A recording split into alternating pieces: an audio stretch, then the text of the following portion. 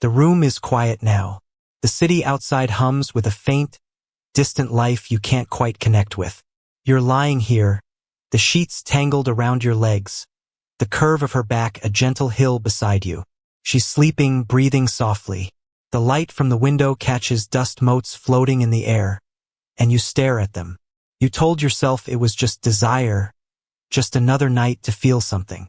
So if that were true, why does the silence hit harder than the climax? Why do you always feel emptier afterward? There's a moment right after it ends, a small, fragile sliver of time, where you lie perfectly still. You're not satisfied, you're not powerful, you're just quiet. It's like something was taken from you, a piece of your energy, but you can't find the words to explain what it was. She's right there, beside you, her warmth a living presence, but you are nowhere near yourself. You manage a small, tired smile if she stirs.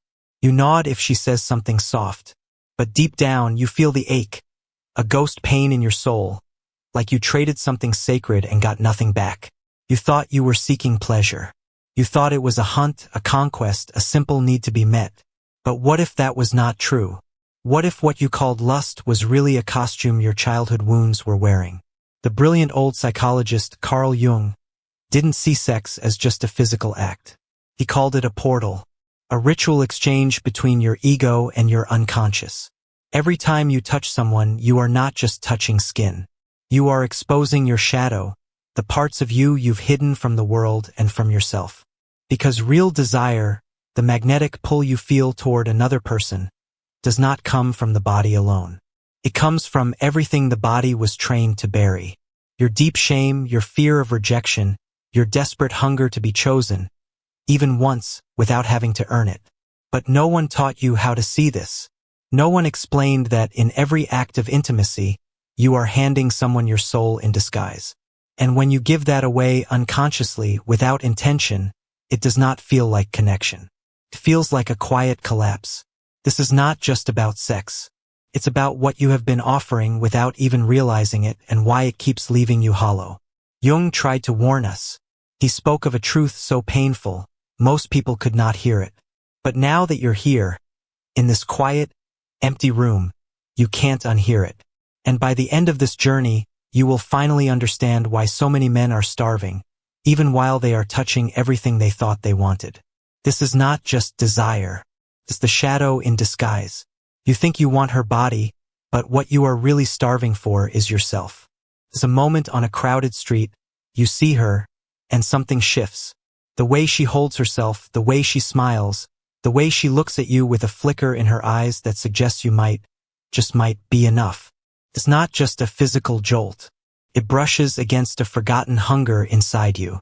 Not just to touch her, but to finally feel chosen, to feel seen. Most men don't actually chase sex. They chase the feeling that they matter. And what we have been taught to call sex becomes the only costume that craving is allowed to wear. You see her and say, I want her. But beneath that, what you are really saying is, I want to be wanted. That's not lust. That's a wound disguised as a craving. Carl Jung believed that what we call love or desire is often the psyche's projection of its deepest unmet needs. In other words, you're not really seeing her. You're seeing the part of you that was never held, never affirmed, never told. You don't have to earn this. You're already enough. And so you project onto her not just longing, but the emotional child inside you who still thinks that if he performs just right, says the perfect thing is impressive enough, she will finally love him. But she is not the answer. She's just the screen your unconscious uses to replay the same old ache. And this is how the game begins. You start to perform. You dress the part. You say the right words. You stroke her ego with careful compliments. You do all of this not because you are manipulative, but because you are terrified of not being chosen again. You mask your inner emptiness with an outward confidence. You hide your fear of being ignored with clever, practiced flirtation. And you call it chemistry. But it's not chemistry. It's coping. It's the pain of 1,000 rejections dressed in the silky fabric of seduction. You were not taught this because no one wanted to admit it. That so much of male desire, especially when it's obsessive, intense, or unrelenting, is not about passion. It's about proving your own worth. It's a silent, desperate scream for validation. And the worst part, the most brutal truth, is that even when you get her, the emptiness returns. Because it was never about her in the first place. It was always about the hole inside you that no body, no matter how beautiful, can fill. Jung once said, "Until you make the unconscious conscious, it will direct your life, and you will call it fate." That's what this is. You're not addicted to women. You're addicted to the illusion that one of them will fix what your childhood broke. But they can't. And the sooner you see that, the sooner you stop begging to be chosen and start reclaiming the part of yourself that you abandoned just to feel wanted. This is not about guilt. It's about a painful, necessary awakening. Your desire is not wrong. It's just been hijacked. Not by her, but by the parts of you still crying in silence. And if you never face those parts, you'll keep calling it attraction when really, it's just a hunger to come home to yourself. She smiles at you from across a crowded room and something shifts. Not in your body, but in your soul. Feels electric, ancient, almost sacred. You don't just want her. You feel like you need her. Not for sex, but for something deeper. For a sense of meaning. For a feeling of peace. For a moment of wholeness. And yet, you don't know why this particular woman, this particular smile, feels like the answer. Carl Jung did. He called it the anima, the hidden feminine within every man. Not a fantasy, not a preference, but a psychic blueprint etched into your unconscious since the day you were born. It holds all your internal softness, your emotion, your tenderness, everything the world told you to reject in order to be a man. So where does that softness go? It gets buried, and later in life it gets projected onto her. Not the real her, but the image your soul paints over her body. You don't fall in love with the woman. You fall in love with your own forgotten sensitivity, disguised as her voice, her face, her warmth. And this is the trap. Because now you're not just attracted, you're enchanted. She becomes the answer, the medicine, the rescue mission. But how can she possibly carry all that? You've turned her into a goddess, not a person, a projection. And when she doesn't live up to that myth, when she has her own flaws and her own needs, you feel betrayed. This is how emotional dependency is born. Not out of love, but out of an unconscious attempt to reclaim your inner feminine by using her as a shortcut. You think if she stays, you'll be whole. You think if she loves you, you'll finally be enough. But this has nothing to do with her. You've mistaken a reflection for a reality. And every time you place your inner soul onto a woman's face, you don't see her. You see what you lost in yourself. And that illusion will always collapse because she can't be the home you've never built inside. Jung warned us. The man who does not confront his anima will project her endlessly and suffer for it every time. Until you reclaim her, until you face the sensitivity, the softness, the soul you exiled, you will keep turning women into salvation and then hating them for not saving you. This is not just heartbreak. The self-abandonment disguised as love. You thought you were entering her body, but really you were surrendering your soul. No one told you that sex, real sex, is not just biology. It's a ritual, a psychic exchange, a doorway between the seen and the unseen. And every time you open that doorway without presence, without awareness, without discernment, you leave more of yourself behind. Because it's not just skin touching skin. It's shadows entangling. It's unresolved wounds fusing in silence. It's ancestral pain passing between two people who think they're just chasing pleasure. Jung believed the body is not a machine. It's an oracle, a stage where the unconscious reveals its buried truths. And sex is the most honest performance of all. You can fake words, fake smiles, fake love. But your body doesn't lie. It reveals everything you've tried to suppress. When you enter a woman unconsciously, you're not leading. You're escaping. You're begging her to fill the silence that you haven't dared to face in yourself. And the price is subtle but devastating. You lose your clarity. You feel drained, directionless, like a fog has entered your mind, but you can't tell where it came from. That's not from the act itself. It's from the exchange. Because sex is never neutral. It's a transfer of memory, of emotion, of energy. If she's carrying chaos, confusion, trauma, and you merge with that without awareness, you absorb it like spiritual osmosis, and suddenly you're exhausted. but you can't explain why. This is what happens when you treat the sacred as casual. We call it hookup culture, but really it's ritual desecration, not because of morality, but because of energy. You are giving away the most primordial essence of your masculine self, and you don't even realize it. And the more you do it, the harder it becomes to know what's yours and what you've absorbed from others. Masculine clarity fades. Purpose weakens. You don't feel like a man. You feel like a mask-wearing skin. Because every unconscious sexual act isn't just an experience. It's an exchange of identity. And if you don't understand that, you'll keep offering yourself as if there's no cost until one day you look in the mirror and don't recognize what's left. This isn't about guilt. It's about reverence. It's about reclaiming your energy and remembering that not everybody deserves access to your soul. You think your lust is personal, that it belongs to you, that it's your desire, your hunger, your choice. But what if I told you it is not? What if your lust, the craving that grips you, drives you, haunts you, was never truly yours at all? What if it was a symptom of everything you've tried not to feel? Carl Jung called it the shadow. The parts of you you've repressed, rejected, or denied. And when you don't face those parts, they don't disappear. They take control. They show up in your fantasies, in your compulsions, in your inability to say no to what you know will leave you feeling empty. Desire at its most destructive is not about pleasure. It's about pain leaking through disguise. The ache to prove yourself, the panic of being ignored, the unspoken fear of being unloved unless you're impressive, generous, sexual, strong. So what do? You perform. You become the charming one, the deep one, the endlessly available nice guy who never offends, never disappoints, never asks for anything real. You become what you think they'll want because you don't believe the real you is worth choosing. This isn't kindness, it's survival. And behind it all is shame. You don't chase her because you love her. You chase her because you're afraid of what you'll hear in the silence if she doesn't want you. You tell yourself it's desire, but it's a distraction from your wounds, from your emptiness, from the little boy inside who still doesn't know how to feel seen without earning it. And here's the brutal truth. The more you run from that boy, the louder he controls your life. Your shadow is not evil. It's unmet need wearing a mask. That uncontrollable lust. It's the unacknowledged grief of never feeling fully accepted. The sexual craving.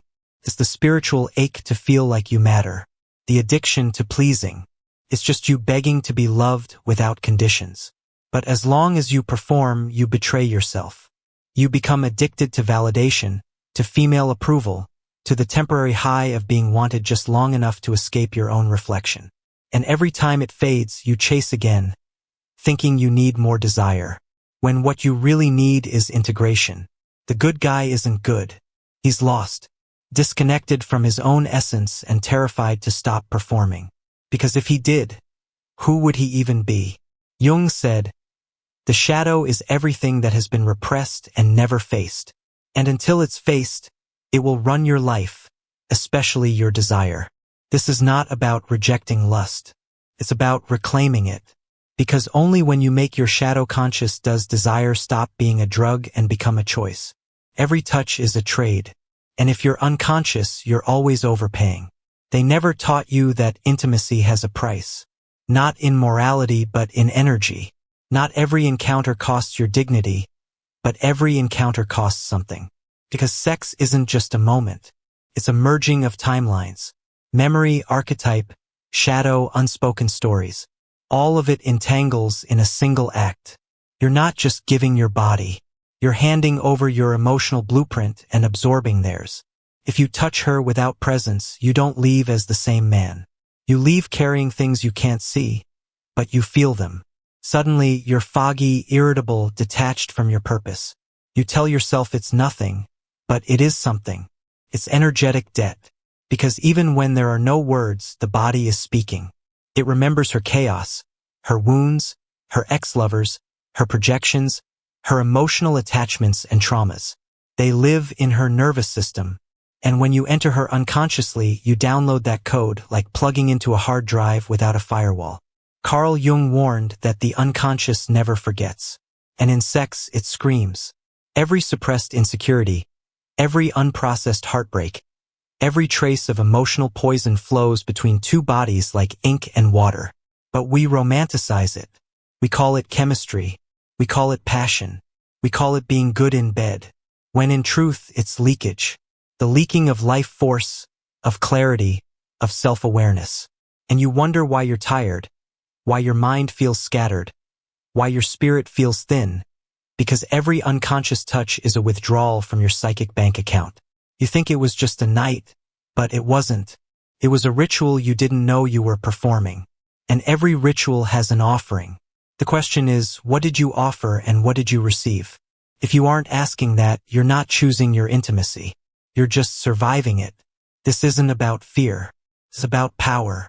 Because once you understand that sex is more than sensation, that it's archetype, energy, memory, and shadow, you stop giving yourself away like you're worthless, and you start moving like you remember your own value. Your touch is not casual, it's currency. And your soul is the one writing the check. She left, or maybe she stayed. But either way, the silence after was the same. Not comfort, not peace, but something hollow. You lay there staring at the ceiling and you don't feel full. You feel faded. The room is quiet, but your mind is loud. A voice whispers, "Why do I feel worse than before?" This is the collapse no one talks about.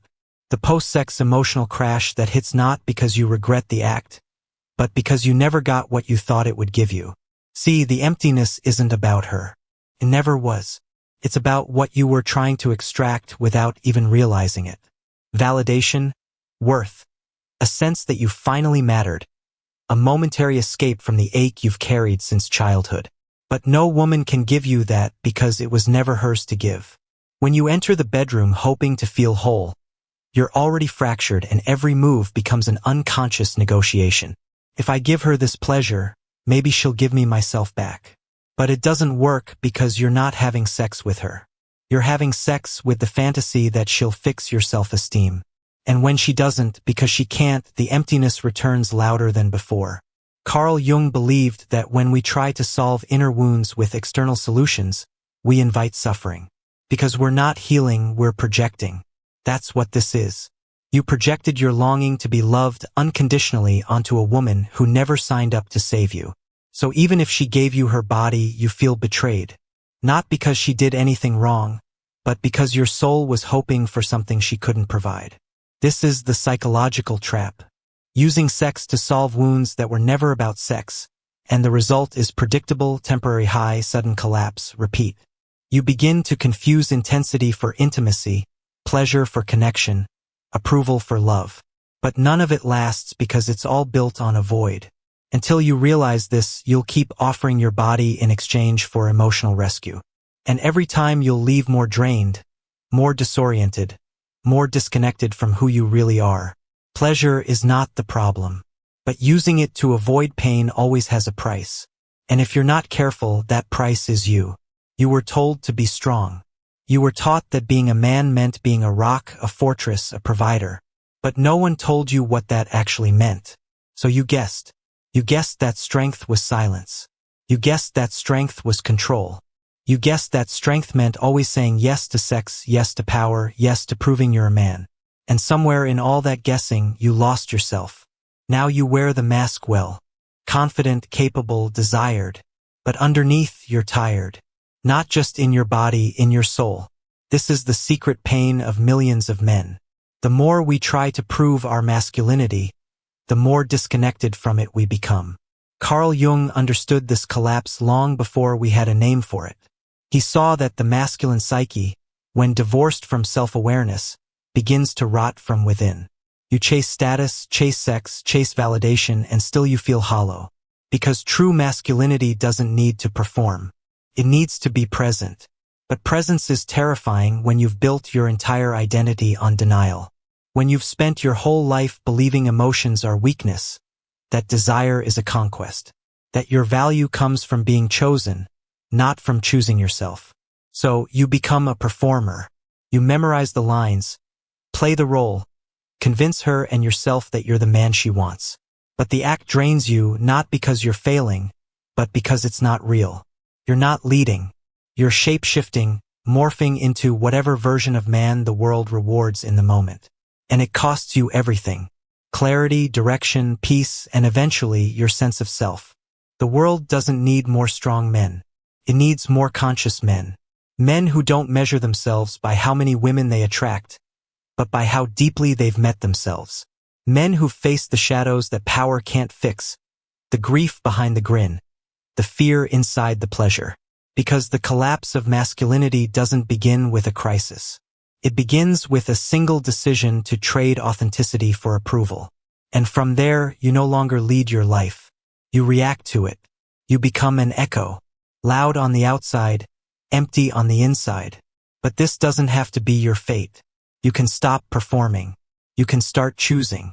But first, you must face the parts of you that scare you the most. Because, as Jung said, what you do not make conscious will appear in your life as fate. And the longer you ignore your truth, the more your shadow writes your story while you stand there wondering why your strength is killing you. You have spent years trying to earn something that was never meant to be earned. Affection, approval, masculinity itself. But what if it was never about proving anything? What if everything you thought you had to become was actually something you just had to remember? Carl Jung didn't believe in becoming perfect. He believed in becoming whole. And wholeness doesn't come from performance. It comes from integration, from facing the parts of you you've exiled. Your shadow, your softness, your wounded hunger, yes, even the feminine within you. The emotion, the sensitivity, the craving to be held, not just to conquer. Because here's the paradox. Real masculinity doesn't fear the feminine. It welcomes her within. And when a man owns that, he stops reaching. He stops chasing. He doesn't need to prove. He simply is. That's what presence is. Not stillness on the outside, but peace on the inside. No masks, no act. Just a man who's no longer afraid to be seen without the armor. This is where intimacy awakens. Not when you impress her, not when you perform, but when you show up as yourself fully, silently, deeply. She'll feel it. That you're not touching her to get anything. You're touching her because your energy is already full, because you're no longer trying to extract worth. You're expressing soul. This is sacred desire. Desire not rooted in scarcity but in sovereignty. Desire that doesn't beg. It invites. Desire that doesn't collapse. It anchors. Because when your lust is no longer a cry for rescue, it becomes a language of truth. Not a mask. Not a lie, but a reflection of the self you've finally chosen to embrace. Jung called this process individuation, the journey back to your center where all parts of you belong. The strong, the soft, the sexual, the silent. And when you live from that place, you don't just have sex. You create meaning. You don't just feel pleasure. You feel union, not with her but with yourself. That's the shift from performing masculinity to embodying it. From chasing intimacy to becoming the kind of presence that invites it. Because the man who no longer needs to prove anything is finally free to love without losing himself. Now you see it. Your desire was never just about pleasure. It was a map, a mirror, a message from the parts of you you tried not to hear. And what you do next, that's everything. You can pretend you never understood. Scroll on. Go back. Bury the insight beneath another hit of stimulation. But the truth has already landed. You know now that your desire can do two things. Heal you or hollow you. It can be the prison you keep returning to, endlessly chasing women who can never give you what you won't give yourself.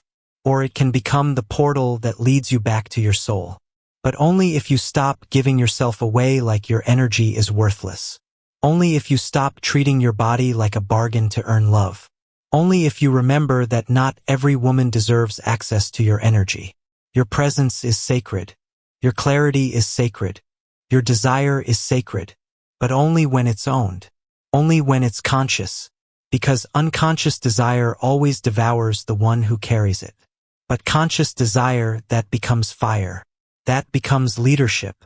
That becomes love. Carl Jung taught that the unconscious is not evil. It's just unclaimed, unseen, unloved. And now that you've seen it, you can no longer say you didn't know. The next time you feel that ache, that urge, that pull toward another body, pause. Ask yourself, am I chasing her or am I running from myself? Because in that moment you'll decide, and desire will either be the chain or the key. And that choice is the beginning of your freedom.